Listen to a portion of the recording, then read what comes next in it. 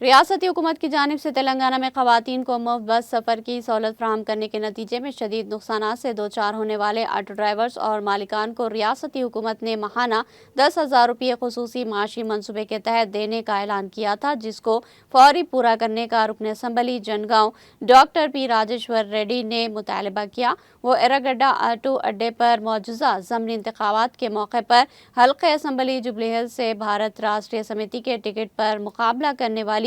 امیدوارہ ماگنٹی سنیتا گوپی ناتھ کی تائید اور حمایت میں انتخابی مہم چلانے کے دوران 27 اکتوبر کو آٹو ڈرائیورز اور مالکان سے مل کر ان کے مسائل سے واقفیت حاصل کی اور حکومت سے اپنا وعدہ پورا کرنے کا مطالبہ کیا۔ ڈاکٹر پی راجیشور ریڈی نے ریاستی حکومت کو سخت الفاظ میں انتباہ دیا کہ تلنگانہ ریاست میں آٹو ڈرائیورز اور مالکان حکومت کو تلخ سبق سکھانے کا طے کیے ہوئے ہیں۔ انہوں نے آٹو ڈرائیورز مالکان سے وعدہ کیا کہ عنقریب بھارت راشٹریہ سمیتی دوبارہ اقتدار پر واپس ہوگی اور KCR کی حکومت میں آٹو ڈرائیور اور مالکان سے بھرپور انصاف کیا جائے گا۔ اس موقع پر ڈاکٹر پی راجیشور ریڈی نے یاد دلایا کہ انہوں نے اسمبلی کے پہلے اجلاس کے دوران ہی خصوصی تحریک پیش کرتے ہوئے آٹو ڈرائیورز کے مسائل پر تفصیلی بحث کی تھی۔